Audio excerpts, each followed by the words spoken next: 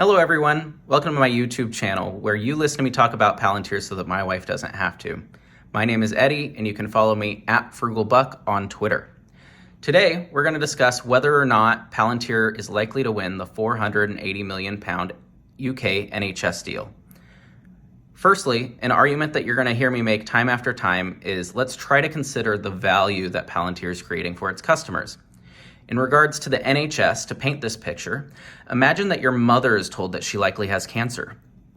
How much would you pay for her to be seen 2 days sooner? Palantir is already providing this benefit to the NHS, according to an article from The Times. This benefit could be extended to hundreds of millions of people across all of Europe and the United States. How much value does that create for humanity, and what percentage of that value will Palantir be able to capture?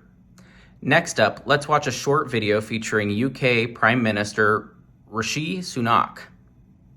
Part of it actually is having more data and technology around management of your backlog in its entirety is clearly an obviously good thing to do. And again, it's what I was saying before.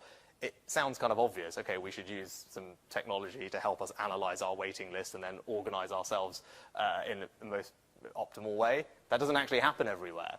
Right? And that's part of our job, is to spread that best practice. There's a couple of different systems, Foundry is another one. There are a few different systems that do a really good job of exactly what you're saying. Chelsea and Westminster is another trust which used some IT, which made a 28%, almost a third reduction in their backlog just by organising for them. It was cleaning through their list, then organising their theatre. All of you, the nurses who have to work in theatres, there's optimising your theatre list on a day-to-day basis. Right, I can see all you nodding, right? Managing the cancellations, right? That is so important. Prime Minister Rishi Sunak described Palantir Foundry as doing a, quote, really good job. I believe politicians are going to behave as politicians. Rishi Sunak has also publicly stated that he wants the public to hold him accountable if waitlists in the UK don't fall over the next 2 years. Therefore, I believe he is unlikely to risk his political career by not using a product that he knows works. Lastly, Palantir is playing the game. They are controlling what they can control. Palantir has hired 2 senior NHS officials. One of the officials they hired, the former head of AI at the NHS, very likely has connections that will help Palantir to land the deal. In summary, Palantir is providing real value to the UK NHS.